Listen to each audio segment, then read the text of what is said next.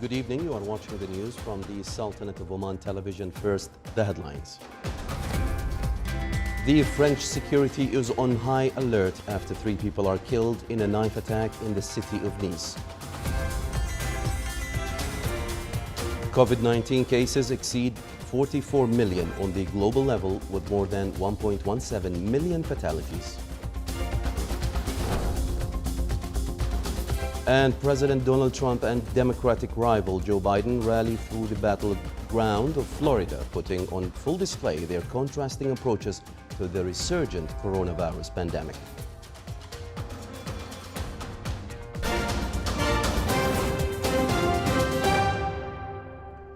Those were the headlines. Now for the news in detail. An attacker armed with a knife killed 3 people in the Mediterranean city of Nice, the third attack in 2 months in France. The assailant was shot by police and hospitalized after the killing at the Notre Dame Basilica. The attack took place less than a kilometer from the site where a man plowed a truck into the Bastille Day crowd in 2016, killing dozens. The attacker was believed to be acting alone, and police are not searching for other assailants. The Anti-Terrorism Prosecutor's Office opened an investigation into the killings.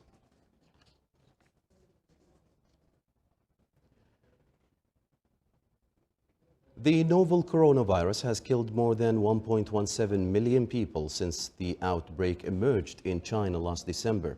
At least 44.56 million cases of coronavirus have been registered. Of these, at least 29.95 are now considered recovered. The United States is the worst affected country, with 227,701 deaths from 8.86 million cases. After the U.S., the hardest hit countries are Brazil with 158,456 deaths, India 120,527 cases, Mexico 90,309, and the United Kingdom with 45,675 deaths. Europe has recorded 270,927 deaths. Asia reported 168,592 deaths. The Middle East 58,516, and Africa 42,149 deaths.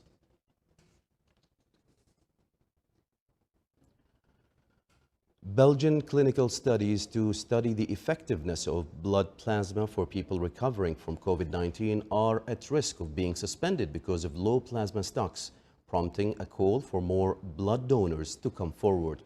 The Belgian Red Cross is supplying plasma to 2 hospitals, University Hospital Louvain and CHU of Liege, which are leading 2 clinical studies in the country to see how plasma containing antibodies from COVID-19 survivors can help infected people. The nation of 11 million people now suffers the highest rate of coronavirus infections per 100,000 citizens in Europe. It had 1,448 new infections per 100,000 residents over the past week. The number of patients in intensive care units, ICUs, is doubling every 8 days, with 5,554 people in hospitals.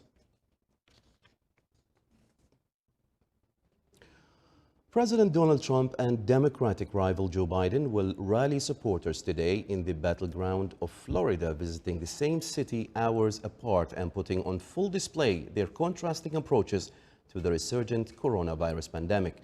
Opinion polls show Biden with a significant edge nationally, but his lead is tighter in battleground states.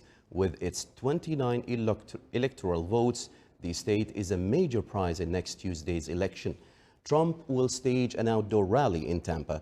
Thousands of people have crowded together at recent Trump rallies, many eschewing masks despite public health recommendations.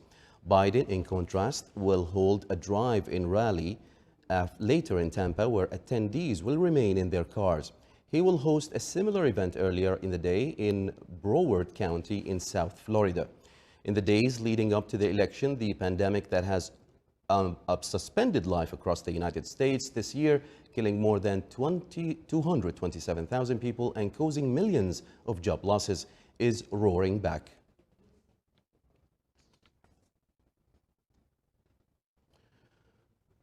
U.S. Secretary of State Mike Pompeo today said Washington would find new ways to cooperate with Indonesia in the South China Sea and respected Jakarta's efforts to safeguard its own waters while rejecting China's unlawful claims in the area.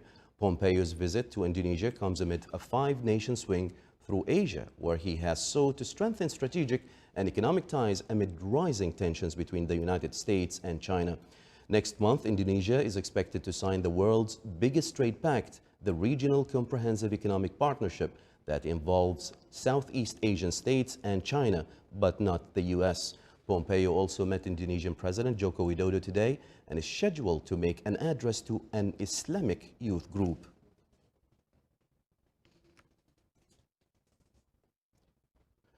Azerbaijan today launched its heaviest missile strikes in a month of fighting on the largest city in its Armenian-populated breakaway region of Nagorno-Karabakh. More than 130 civilians have been killed and thousands displaced in fresh clashes that erupted last month between Azerbaijan and Armenian forces over their decades-long conflict for control of the disputed territory. Moscow, Paris, and Washington co-chair the Minsk group of mediators that has failed to bring about a lasting breakthrough since a 1994 ceasefire. Foreign ministers of Armenia and Azerbaijan were due to meet today with the Minsk group co-chairs in Geneva. Nagorno-Karabakh seceded from Baku in a war in the 1900s that left 30,000 people dead. At least 252 people from both sides have been reported dead in the recent flare-up that began last month, the deadliest since the 1994 ceasefire.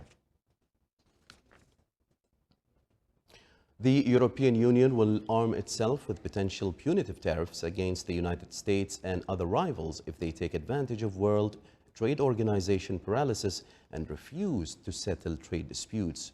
The European Commission, European Parliament, and the European Council, which represents the 27 EU governments, agreed yesterday on a new enforcement law to protect the bloc's interests in cases that would normally be handled by the WTO. The WTO's appellate body, which has acted as a Supreme Court for international disputes, became paralyzed last December after Washington blocked new appointments and left it with too few educators to make new rulings. The EU has agreed an interim appeals mechanism that would produce a final settlement with a series of trade partners, including Australia, Canada, and China, but not the United States.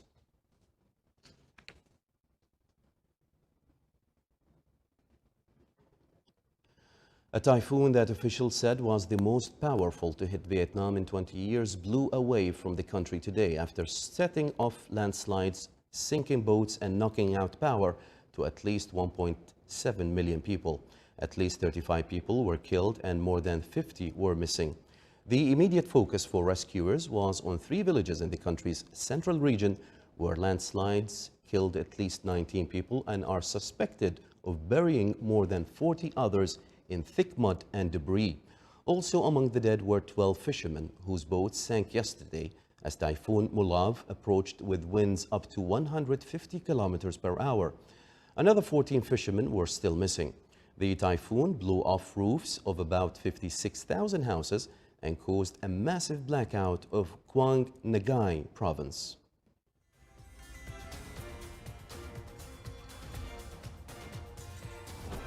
Still to come in our news bulletin.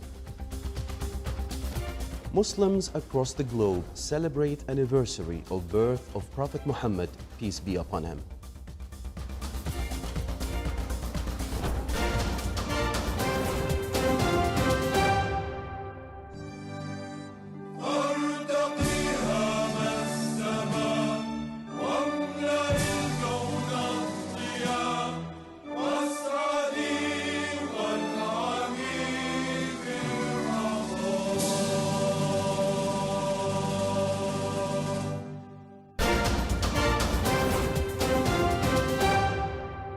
Welcome back to the news from the Sultanate of Oman television. Oman oil price December 2020 delivery reached $38 and 55 cents per barrel. According to Dubai Mercantile Exchange, Oman oil price declined by $1 and 22 cents. The average price of Oman oil November 2020 delivery reached $41.60 per barrel, thus $2.72 lower than the price of October 2020 delivery.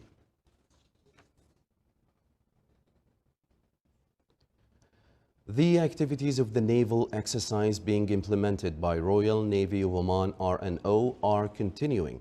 The event came within the framework of annual training plans of RNO to sustain the preparedness level for its fleet and raise the combat capability in its personnel in various naval specializations to achieve noble duties entrusted to it. A number of RNO ships are taking part in the exercise with the support of Royal Air Force of Oman. The event was followed by Rear Admiral Abdullah bin Khamis al-Raisi, commander of RNO.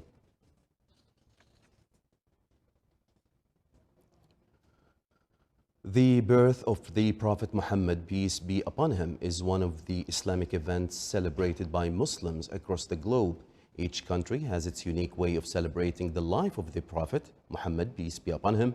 In the Egyptian capital, Cairo, the streets are decorated and small candy stands, locally known as as-suradiqat, can be found everywhere in celebration of this beloved occasion.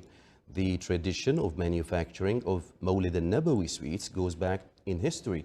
It started in 1928. Imam and Rufa'i Sweet Factory has been improving the quality of the sweets, and currently there are 52 types of sweets. Due to impact of COVID-19 and the increase in the cost of raw materials used in manufacturing sweets, the sweet prices in Egypt hiked as sweet manufacturers and retailers struggle to keep their business afloat.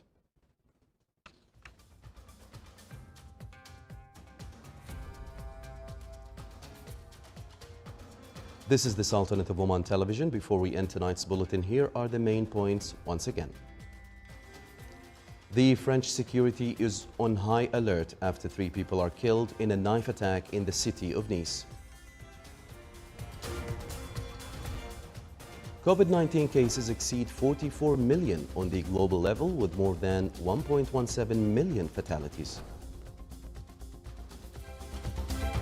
And President Donald Trump and Democratic rival Joe Biden rally through the battleground of Florida, putting on full display their contrasting approaches to the resurgent coronavirus pandemic. With that, we come to the end of tonight's news bulletin. From all of us here at the newsroom and the studios, it's good night.